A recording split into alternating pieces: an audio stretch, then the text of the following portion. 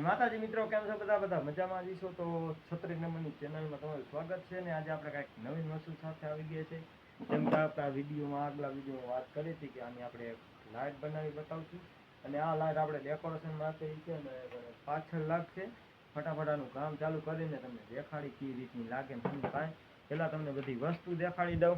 જો કે પહેલાંમાં આપણે બે આ જોઈન્ટ છે પીયુસી પાઇપના, અને આ રહી પટ્ટી છે, અને થર્મોકોલ છે, અને એક વાયર ટેપ. આટલી વસ્તુથી આપણે એક મસ્ત ડેકોરેશન લાઇટ બનાવી દેખાડવાની છે આપણે તમને. ફટાફટ કામ ચાલુ કરી દે અને આમાં તમને દેખાડી શું કરી કઈ રીતનું ફિટ કરી. અને તમારે પણ આવું કાંઈ શીખવું હોય તો આપણી ચેનલ અમને સબસ્ક્રાઈબ કરી નાખજો. કેમ કે બહુ જલ્દી આપણે આવી ડેકોરેશન ઘણી બધી લાઇટ બનાવવાની છે. કેમ કે હવે આવી રહી છે નવરાત્રિ. જોકે નવરાત્રિની તો હજી વાર છે, પણ ત્યાં સુધીમાં આપણે ફૂલ તૈયારી કરી નાખી. અને આપણે લાઇટોના તો શોખીન છે, એટલે નવીન નવીન લાઇટો લાવતા જ રહીએ. ફટાફટાનું કામ ચાલુ કરી. તમારો બહુ ટાઈમ આપણે નથી લેવો.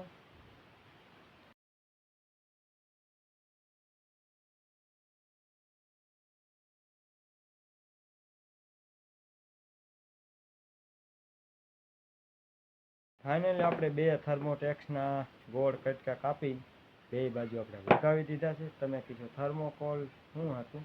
કેમ કે થર્મોકોલ આપણી પાસે ઘણી બધી સીટું પડી છે, તો ક્યાંક તો ઉપયોગ કરવો, એના માટે આપણે થર્મોકોલ રાખી દીધું છે.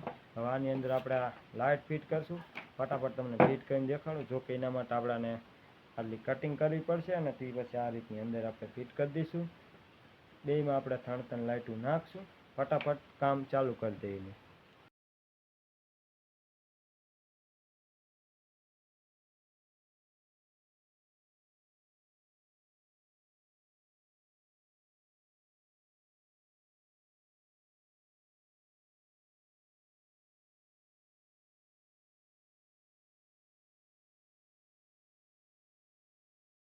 ફાઇનલી મિત્રો, આપણી લાઇટ બની થઈ ગઈ છે કમ્પ્લીટ. ને એકવાર તમને દેખાડી દઉં. જો આમાં આપણે શું કર્યું છે એ પહેલાં તમને સમજાવી દો. પહેલાં તો આપણે પીયુસી પાઇપનો આપણે હાંધો કરવાનો આપણો જોઈન્ટ છે, અને આની અંદર આપણે થર્મોટેક્સનો આપણે જે કાંઈ સીટ છે એ ગોળ કાપીને રાખી છે. અને એની અંદર આપણે 12 વોલ્ટની પટ્ટી ચોંટાડેલી છે, જે આપણે વાયર ટેપ આવે એનાથી અહીંયા બહાર બી વાયર કાઢી નાખે છે. અને આને આ રીતની રાખો કે આ રીતની રાખો એટલે એકદમ આમ નીચે અંજવાળું પાડે. એટલે એક જાતની ડિઝાઇનવાળી લાઇટ જેમે જોકે કારખાને ભારી છે. અને આમાં આપણે લાઇટ જરાક ઉખડી ગઈ, આપણે ચોંટાડી દઈશું પાછી.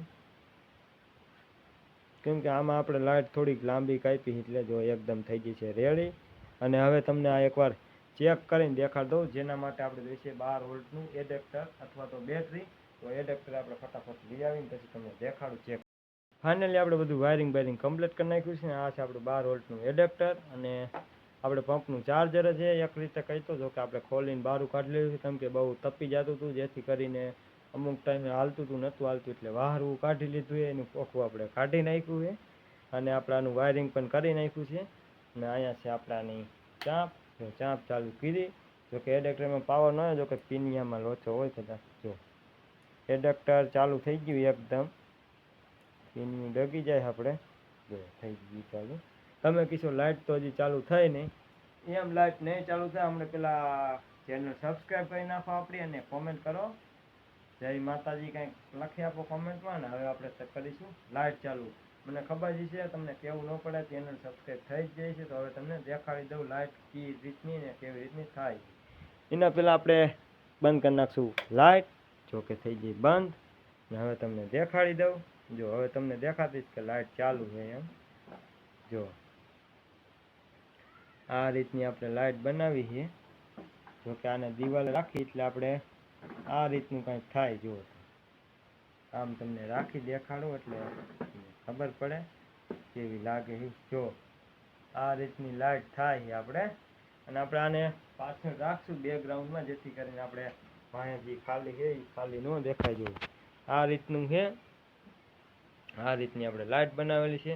જો કે અત્યારે આ કમાડ ખુલ્લું એટલે તમને બહુ સાજુ ન દેખાતું હોય. ફટાફટ હું કમાડ બંધ કરતો. ફાઇનલી આપણે કમાડ બંધ થઈ ગયું છે. ને જુઓ તમે આ રીતની લાગે છે કંઈક ડેકોરેશન લાઇટ.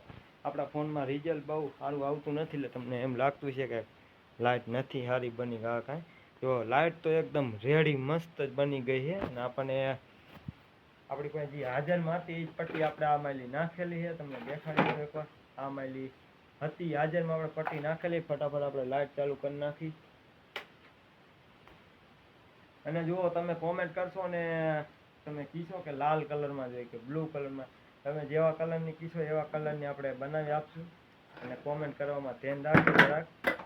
બ્લેક કલરની ન કરતા, જો કે પવનનું કમાડ પડી ગયું છે. પવન નથી તો ગરમી થાય, પણ બહાર પવન છે.